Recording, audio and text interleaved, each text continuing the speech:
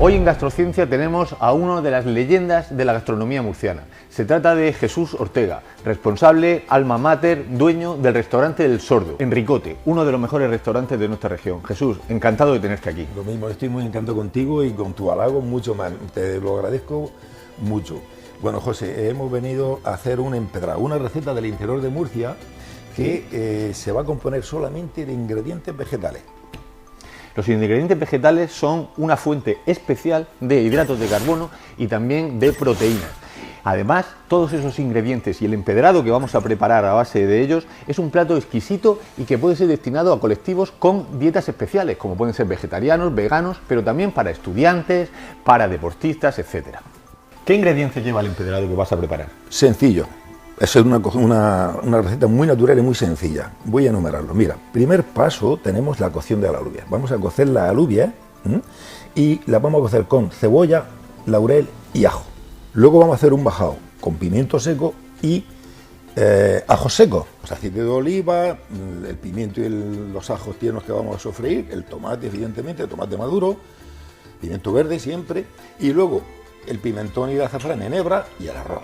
José, yo como nunca he cocinado con una persona como tú que me puede explicar los suplementos, las reacciones químicas que se producen cuando cocinamos, me surgen un montón de dudas y preguntas que quiero que me las resuelvas. Dispara.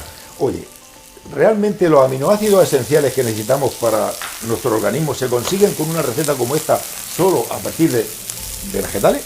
Sí, por supuesto, porque como hemos dicho, esos aminoácidos nosotros no los podemos sintetizar. Por ejemplo, las legumbres. Las legumbres son bajas ¿en qué? Son bajas en dos aminoácidos como la metionina y como la cisteína. Sin embargo, los frutos secos pues son también bajos en metionina y en lisina. Los cereales son bajos en lisina, pero sin embargo la suma de todos ellos sí que nos da esos aminoácidos esenciales.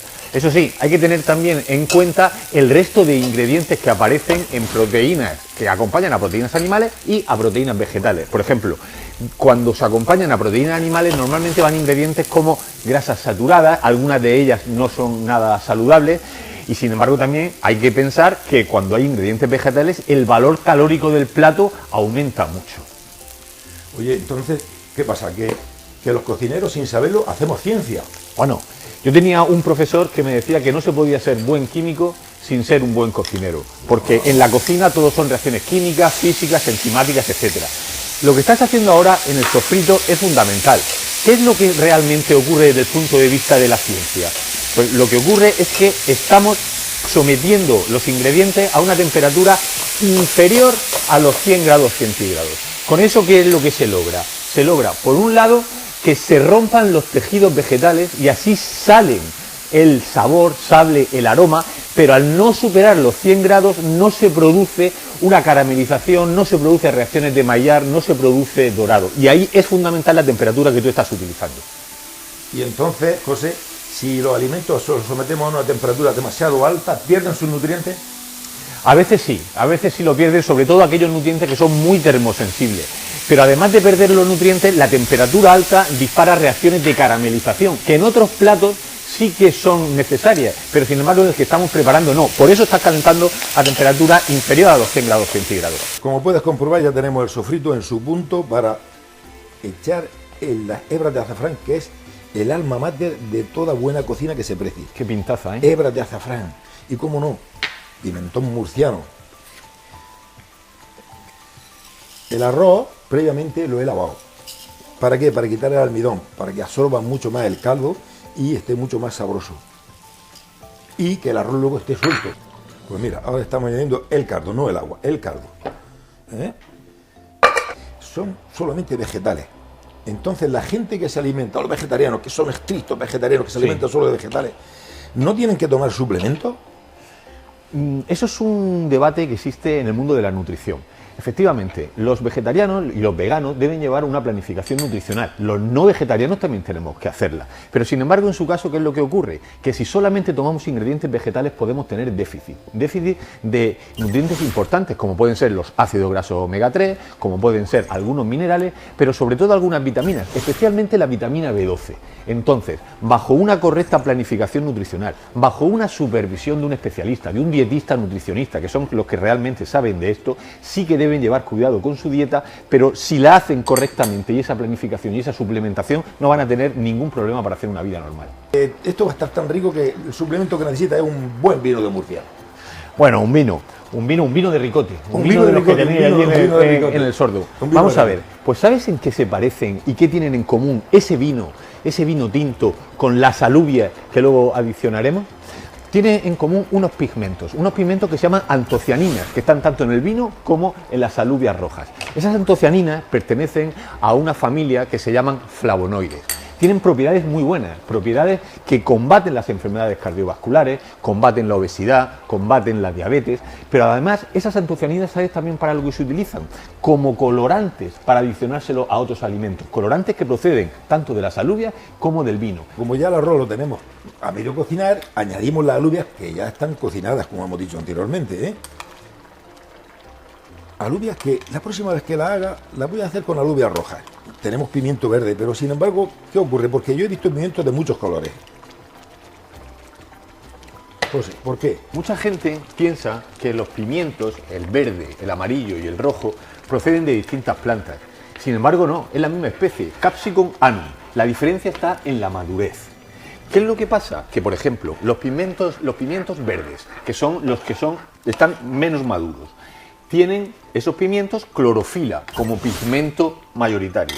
Luego, lo que ocurre es que los pimientos rojos, sus pigmentos mayoritarios, ¿cuáles son? Pues son el licopeno, que le da ese color rojo, ese color fuerte que también existe en el tomate. Los pimientos amarillos, pues tienen otra serie de carotenos, como puede ser la luteína.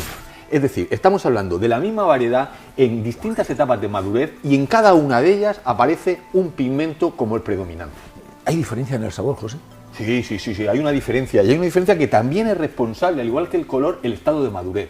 Los pimientos rojos son más dulces porque con la maduración lo que se producen, lo que aumentan son los azúcares simples. Y los azúcares simples son los que le dan ese dulzor frente a los verdes que son más amargos. Eso es fundamental a la hora de estudiar, a la hora de comprender las características sensoriales de distintos productos, cómo el estado de madurez te va cambiando absolutamente todo. Antes te he oído hablar del vino, de la alubia roja, y hemos hablado de flavonoides, de antocianos. ¿Qué relación tenemos con el vino y la alubia roja, por ejemplo? ¿El color aporta? El color ya hemos dicho que es fundamental y que son precisamente esos flavonoides, esas antocianinas, los que la relacionan. ¿Antoñica? No, antoñica no, antocianina, Jesús, antocianina. Pero también hay algo muy importante. Algo muy importante es que en la evolución de esos pimientos de los que hablábamos, y ahora veremos por qué en el empedrado es súper crucial, también las vitaminas van aumentando su cantidad. Por ejemplo, la vitamina C, la vitamina A que proporciona un pimiento rojo puede llegar al 240% en el caso de la C y casi al 50% en el caso de la A de las vitaminas que nosotros necesitamos al día. Es una de las fuentes de vitamina C más importantes que hay en la naturaleza, esos pimientos y sobre todo el pimiento rojo. Entonces, la combinación de todos los ingredientes que tienes en el plato sirve nutricionalmente, sensorialmente y saludablemente. Es espectacular lo que hoy has hecho, Jesús. Le voy a poner perejil. Muy buena idea. Para decorar, porque esto está cuajándose ya, estamos terminando el plato y ya vamos a esperar que se repose porque esto está hecho. En unos minuticos estará reposado, pero yo lo doy por terminado, José. Jesús, yo solamente quiero agradecerte lo que hoy has hecho aquí, este plato tan exquisito, este plato tan maravilloso y muchas gracias por estar en Gastrociencia y nos vemos cuando tú quieras aquí o nos vemos en Ricote, en el Sordo. No, muchas gracias a ti, José, muchas gracias. Cuando llegue a mi casa le diré a mi hijo que sé mucho de ciencia. Los conozco y tú lo sabes.